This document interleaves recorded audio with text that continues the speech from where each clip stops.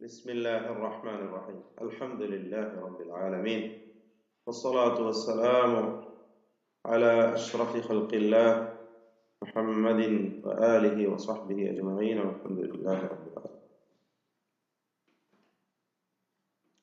സഹോദരന്മാരെ, നമ്മൾ സിഫാത്തുൽ ഹുറൂഫാണ് പഠിച്ചുകൊണ്ടിരിക്കുന്നത്.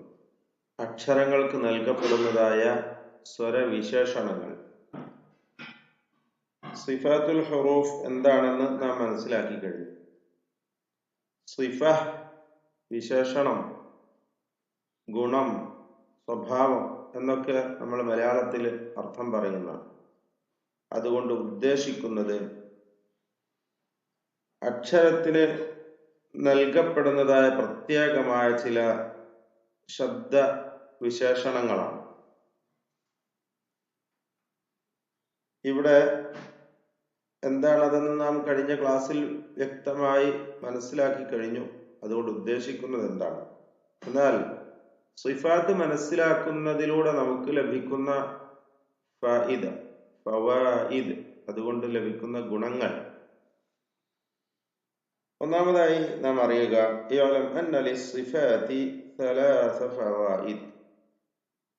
സിഫത്തുകൾക്ക് 3 ഫായിദകൾ.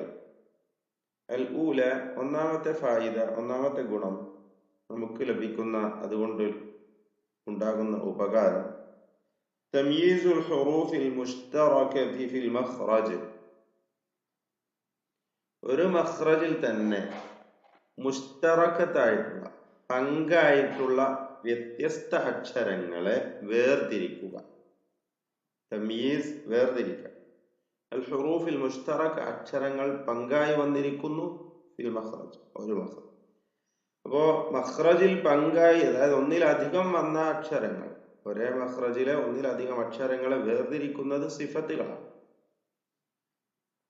രണ്ടാമത്തേത് മഅരിഫത്തുൽ ഖവിയ്യി മിനൽ ദഈഫ് ലിയുഅലമ മാ യജൂസു ഇദ്ഗാമുഹു വമാ ലാ യജൂസ്.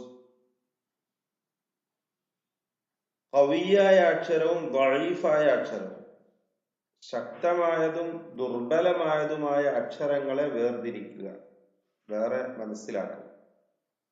ഇദ്ഗാം ചെയ്യാൻ അനുവാദമുള്ളതും ഇദ്ഗാം ചെയ്യാൻ പറ്റാത്തതുമായ, ഫഇന്നമാ ലഹു ഖുവ്വ വമിസ്യ അൻ ഗൈരി ലാ യജൂസു അൻ യുദ്ഗമ ഫി ദാലിക അൽഗൈർ ലിഅല്ലാ തദ്ഹബ തിൽക അൽമസിയ്യ ഔ അൽമിസ്യ. അക്ഷരങ്ങൾ നല്ല കവിയായതും അതുപോലെ പ്രത്യേകതകൾ ഉള്ളതുമായ അക്ഷരം പലപ്പോഴും എന്താണ്, മറ്റുള്ളതിൽ അത് ഇദ്ഗാം ചെയ്യാൻ പറ്റുകയില്ല. അത് അതിന്റെ പ്രത്യേകമായ അവസ്ഥ കൊണ്ടാണ്. അപ്പൊ നമ്മൾ മനസ്സിലാക്കി കഴിഞ്ഞിട്ടുള്ളതാണ് ഇദ്ഗാമുൽ മുതജാനിസൈൻ, ഇദ്ഗാമുൽ മുതമാസിലൈൻ, മുതഖാരിബൈൻ. മുതബാഇദൈൻ ഇദ്ഗാം ചെയ്യപ്പെടുകയില്ല, എന്നാൽ എല്ലാ മുതജാനിസൈനും ഇദ്ഗാം ചെയ്യപ്പെടുകയില്ല, എല്ലാ മുതഖാരിബൈനും ഇദ്ഗാം ചെയ്യപ്പെടുകയില്ല. ഇതൊക്കെ നാം മനസ്സിലാക്കിയ കാര്യങ്ങളാണ്. അപ്പൊ അത് എന്തുകൊണ്ട്? അത് ഈ പ്രശ്നമുള്ളത് കൊണ്ട്. സിഫാത്തിൽ അവർ വളരെയധികം ആ രണ്ടക്ഷരങ്ങൾ വേർതിരിഞ്ഞു നിൽക്കുന്നു എന്നതുകൊണ്ടാണ്.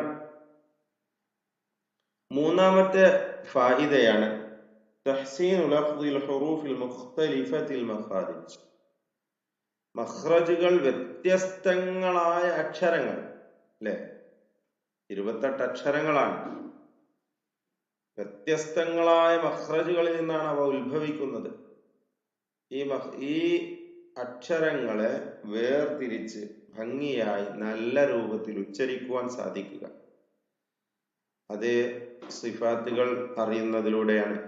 ശരിയായ സിഫത്തുകൾ ഓരോ ഹർഫിനും നൽകേണ്ട സ്വരവിശേഷണം അതിന് നൽകുമ്പോൾ മാത്രമാണ് ഓരോ ഹർഫും ഭംഗിയായി തെറ്റുകൂടാതെ നല്ല നിലയിൽ പാരായണം ചെയ്യാൻ നമുക്ക് സാധിക്കുക, ഉച്ചരിക്കുവാൻ സാധിക്കുക. ഇപ്പൊ നമ്മൾ പറഞ്ഞതുപോലെ പല കാര്യങ്ങളും, തഫ്ഖീമായാലും തർഖീഖായാലും, ഇസ്തിഅല, ഇസ്തിഫാൽ, ഹംസ്, ജഹ്ർ, ഖഫാ, ഖൽഖല,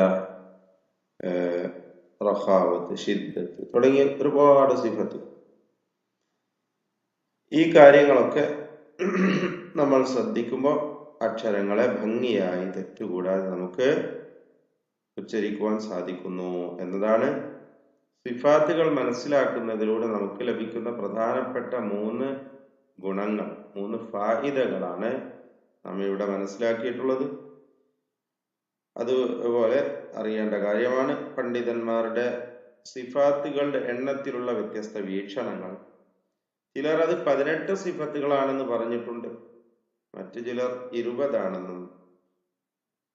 എന്നാൽ ഇമാം ഇബ്നുൽ ജസരിയും അദ്ദേഹത്തോട് യോജിക്കുന്ന ചിലരും 18 ആണെന്നും, മറ്റു ചിലർ ഇല 40 സിഫ, 44ഓളം സ്വരവിശേഷണങ്ങളുണ്ട്, സിഫത്തുകളുണ്ട് എന്നുമൊക്കെ പറഞ്ഞ വ്യത്യസ്ത വീക്ഷണങ്ങൾ. എന്നാൽ അൽ മഷ്ഹൂർ, കൂടുതൽ പ്രസിദ്ധമായ സ്വീകാര്യമായി ഗണിക്കപ്പെടുന്ന വീക്ഷണമാണ് 20 എണ്ണമാണെന്നതാണ്.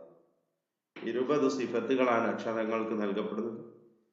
ആ രീതിയാണ് നമ്മളും സ്വീകരിച്ചിട്ടുള്ളത്. ആ മദ്ഹബാണ്, ആ വീക്ഷണമാണ് നാം ഈ ഗ്രന്ഥത്തിൽ സ്വീകരിച്ചിട്ടുള്ളത് എന്നാണ് ഗായത്തുൽ മുരീദ് ഫി ഇൽമി തജ്വീദ് എന്ന ഗ്രന്ഥകാരൻ പറയുന്നത്.